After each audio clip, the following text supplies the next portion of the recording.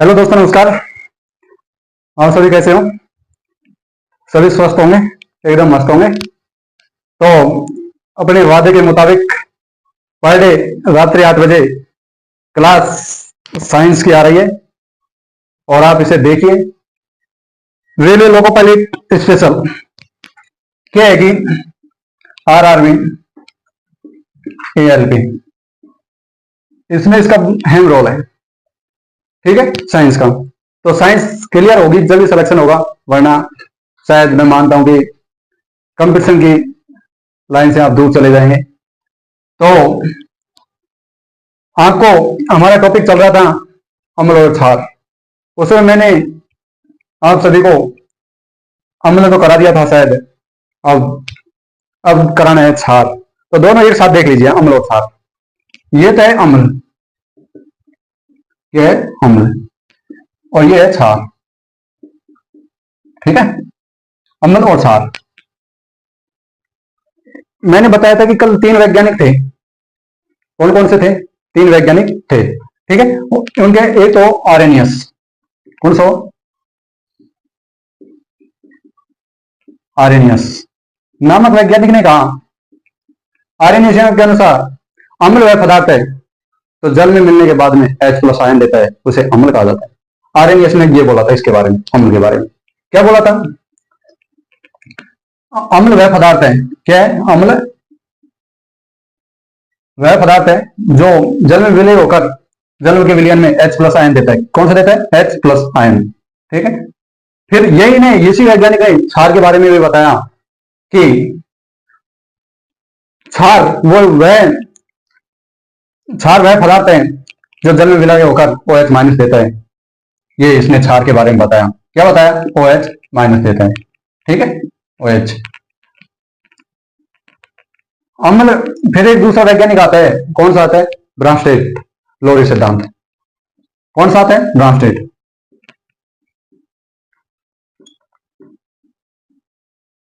Bronsted लोरी।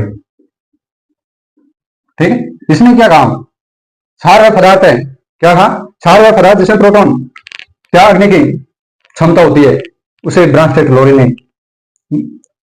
अम्ल वह पदार्थ है जिसमें प्रोटॉन त्यागने की क्षमता होती है, उसे अम्ल का, और ग्रहण करने की क्षमता को क्या कहा? प्रोटॉन ग्रहण करने की क्षमता रखता हो और ये त्यागने की। ठीक है, एक तीसरा वैज्ञानिक और आया जो आर्रेनियस, ब्रोंस्टेड लोरी, और तीसरा वैज्ञानिक और था लुईस। क्या था? लुईस। लुईस के अनुसार अम्ल वह पदार्थ है जिसमें इलेक्ट्रॉन निर्जल की जोड़ी ग्रहण करने की क्षमता होती है। जिसमें अम्ल में इलेक्ट्रॉन निर्जल के ग्रहण करने की क्षमता होती है, इसमें ग्रहण और इसमें त्यागने। तो मैंने 3 वैज्ञानिकों के नाम बताए हैं। कौन कौन से बताएं? एक तो ब्रांस्टेड लोरी, लुईस और एक आर्रेनियस। आर्रेनियस के अनुसार अम्ल को तो कहा कि उसमें H+ आयन देता है और क्षार क्या देता है? OH- देता है। ठीक है, उसके बाद में आया कौन था? ब्रांस्टेड लोरी। उसने कहा प्रोटॉन ये तो करेगा, अम्ल तो प्रोटॉन क्या करेगा? प्रोटॉन का त्याग करेगा और ये वो ग्रहण करेगा। ठीक है, और इलेक्ट्रॉनों को भी इसमें लुईस ने कहा कि इलेक्ट्रॉन निर्जलीकरण को ग्रहण करता है ये, और ये क्या करता है? त्याग, क्षार। ठीक है, ये यहां पे कंसेप्ट क्लियर हो गए तीनों वैज्ञानिकों के। अब क्या है कि ये 3 अंतर तो आप समझ चुके होंगे, और चौथा अंतर अब देखिए, आपको क्या बता रहा हूं। देखो, एकदम नोट्स बनाइए खूब मजा से। अम्ल और क्षार, कोशिश करूंगा कि अच्छे तरीके से बनाए। अम्ल स्वाद में क्या होते हैं? अम्ल स्वाद में क्या होते हैं? स्वाद में खट्टे खट्टे होते हैं। ठीक है, क्षार स्वाद में क्या होते हैं? क्षार स्वाद में कड़वे होते हैं। अब 5 अंतर देख लिया होगा शायद। 3 अंतर तो 3 वैज्ञानिकों ने बता दिया। चौथा अंतर यह है कि अम्ल स्वाद में खट्टे होते हैं, क्षार स्वाद में कड़वे होते हैं। अगला अंतर देखिए, अम्ल का पीएच मान, अम्ल का पीएच मान 7 से कम होता है। और क्षार का पीएच मान, क्षार का पीएच मान 7 से 14 के बीच होता है। ठीक है, 7 से ज्यादा होता है। ये हो गए 3 चौथा और ये 5 अंतर। 5 अंतर आपने देख लिए होंगे। ठीक है, एक तो आरएनएस के अनुसार, ब्रांस्टेड के अनुसार, लुईस के अनुसार, स्वाद में इकट्ठे होते हैं, ये स्वाद में कड़वे होते हैं, इनका पीएच मान 7 से कम होता है, और क्षार का स्वाद पीएच मान 7 से ज्यादा होता है। ठीक है, ये हो गए 5 आपके अंतर। और छठा अंतर देखिए। ठीक है, छठा अंतर है, ये विद्युत के सुचालक होते हैं।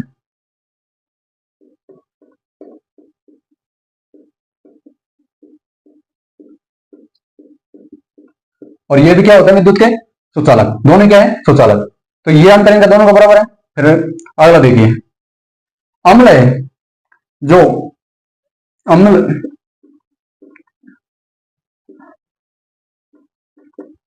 अम्ल है जो अम्ल नीला को लाल करता है। ठीक है, अम्ल नीला से लाल करता है। ठीक है, और क्षार है जो लाल से नीला करता है लिटमस पत्र को। ठीक है, लिटमस पत्र का रंग कैसा होता है, बैंगनी। इतना ये अलग से लिख लीजिए, लिटमस पत्र का रंग क्या होता है, बैंगनी। अब ये अंतर आपके समझ आया या नहीं आया? ये तो नीले को लाल करेगा और वो लाल को नीला करेगा क्षार। ठीक है, तो ये आपके 7 अंतर आगे होंगे, समझ बहुत बारीकी तरीके से, ऐसा मैं मानता हूं। ठीक है, अब ये तो है बेसिक, जो आम नागरिक को भी आते हैं। तो इतना तो सीखना सबका अधिकार है।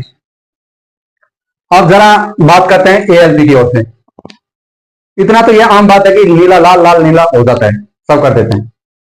फिर इनको अम्लों को अपने प्रकार के रूप में बांटा गया। अम्ल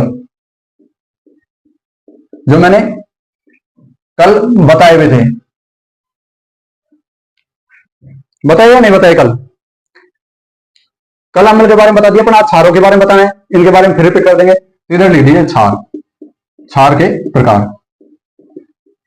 जल की विलेयता के आधार पर, जल में विलेयता के आधार पर। ठीक है, 2 प्रकार से बांटा गया है। कितने प्रकार से? 2 प्रकार से, प्रबल क्षारक और दुर्बल क्षारक। ठीक है, प्रबल क्षार और दुर्बल क्षार था। ठीक है, और सांद्रता के आधार पर एक और लिख लीजिए, सांद्रता के आधार पर। एक तो सांद्र क्षार और एक तनु क्षार। ठीक है, ये कन्फर्म हुए या नहीं हुए, ये बताइए। जल की विलेयता के आधार पर 2, प्रबल क्षार और दुर्बल क्षार, और सांद्रता के आधार पर सांद्र क्षार और तनु क्षार। अब इन पर बात कर लेते हैं। सांद्र क्षार, जल में विलेयता जिसमें क्षार की मात्रा ज्यादा हो विलेयता में, उसे सांद्र कह दिया गया, और जिसमें विलेयता में क्षार की मात्रा कम हो उसे तनु क्षार कह दिया गया। ठीक है, ये तो इनकी परिभाषा तो ये हो जाएगी दोनों की। ठीक है, चलते हैं अब आगे की ओर। स्टॉप कर दिया। प्रबल क्षार, देखिए प्रबल क्षार किसे कहा जाता है? ऐसे क्षारक, लिखा जाओ आप तो, समझा तो मैंने पहले दिया। ऐसे क्षारक जो जल में पूर्णतया पूरा आयो पूर्णतया विलय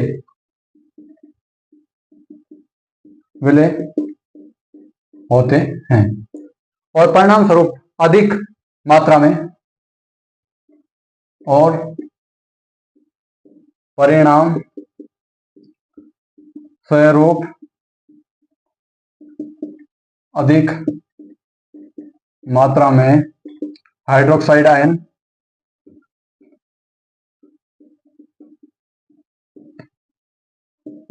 आयन OH माइनस उत्पन्न करते हैं, इसे क्या कहा जाता है? प्रबल क्षार। प्रबल क्षार। कितना आया समझ या नहीं आया? प्रबल क्षारक किसे कहा जाता है? ऐसे क्षारक जो जल में पूर्णतः विलय होते हैं और परिणाम स्वरूप अधिक मात्रा में हाइड्रोक्साइड आयन देते हैं, ठीक है, OH माइनस सर्वाधिक देते हैं। अब इसी जगह प्रबल अम्ल कह देता, तो ऐसे कहते हैं ऐसे अम्ल जो पूर्णतः जल में विलय हो और परिणाम स्वरूप H+ आयन देते हो, उसे क्या कहा जाता है? प्रबल अम्ल कहा जाता है। तो दोनों की परिभाषा ये है कि ये OH माइनस और H+ आयन किसने बताया था? एक आरएनएस वैज्ञानिक ने, वह ने बताया। तो बस इतना सा अंतर है। अब इसके उदाहरण देख लीजिए, प्रबल क्षार के उदाहरण। प्रबल क्षार उदाहरण देखिए, उदाहरण क्या है? Sodium hydroxide KOH। KOH को क्या है? Potassium hydroxide. KOH क्या कहते हैं? Potassium hydroxide. अब इनमें OH ये माइनस होगा और इसमें भी OH माइनस होगा। जिसके अंत में OH होता है उसे क्षार कहा जाता है और H+ होता है उसे अम्ल कहा जाता है, ठीक है। प्रबल क्षार हो गया। अब चलते हैं हम दुर्बल अम्ल की ओर। दुर्बल अम्ल या क्षार हो तो मैं बता दूं, या आप क्षार चलिए। दुर्बल क्षार ऐसे क्षारक, ठीक है, ऐसे क्षारक जो जल की विलेयता, ऐसे क्षारक जो जल की विलेयता आंशिक रूप से विलय हो, रूप से विलय हो, ठीक है, और कम में रूप में OH माइनस देता हो, कम मात्रा में OH माइनस आयन देता हो, इसे कहा दुर्बल क्षार का।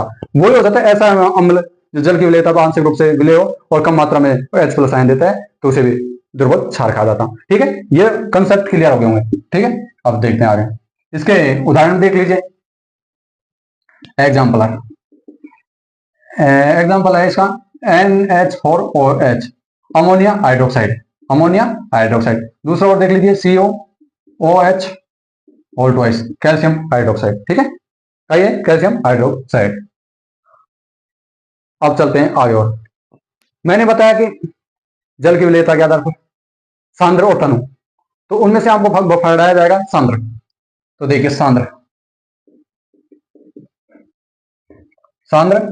क्षार,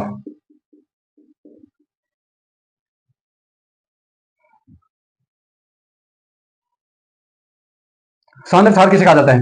वह विलयन किसे कहा जाता है? वह जलीय विलयन जिसमें क्षारक की मात्रा अपेक्षाकृत अधिक होती है।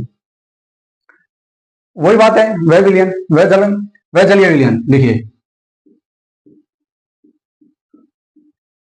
जलीय विलयन जिसमें क्षारक की मात्रा अपेक्षाकृत अधिक होती है, ठीक है। ऐसे समझ इतने बात, अपेक्षाकृत सांद्र क्षार कहलाता है, क्षार,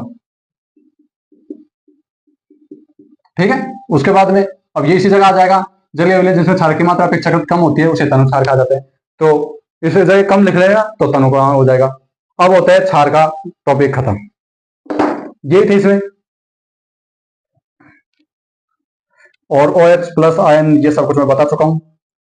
अब कुछ नाम लिखे अम्ल हो गए। एस्कार्बिक अम्ल किसमें पाया जाता है? किसका स्रोत है एस्कार्बिक अम्ल? सिरका का। किसका है? सिरका का। एस्कार्बिक अम्ल किसका है? सिरका का, ठीक है। एस्कार्बिक अम्ल लिखाना है या वैसे ही लगा देंगे? वैसे टॉपिक एस्कार्बिक अम्ल सिरका का है। अमीनो अम्ल किसका होता है जरा बताएं? प्रोटीन का। किसका होता है? प्रोटीन का। अमीनो अम्ल किसका होता है? प्रोटीन का। तो ऐसे ये पूरी चार्ट है, देख लेना इसमें कैसे क्या है, ठीक है। सिट्रिक अम्ल नींबू में पाया जाता है, तो मैंने याद कर लेना। कार्बनिक अम्ल सोडा वाटर में, ठीक है। फिर टार्ट्रिक अम्ल इमली और अंगूर में, ठीक है। और ग्लूमेटिक है गेहूं में, और फार्मिक अम्ल है चींटी के डंक में। ठीक है, तो ये देख लेना एक एक क्रम से। और आगे तो आपको मैंने बता दिया होगा, पीएच स्केल के बारे में कल बता दिया था। तो अब क्वेश्चन है और नोट्स अपने पीडीएफ टेलीग्राम चैनल पर डल जाएगी, वहां से ले लेना, और टेलीग्राम चैनल का लिंक डिस्क्रिप्शन में है, वहां से ज्वाइन करें। तो जय हिंद।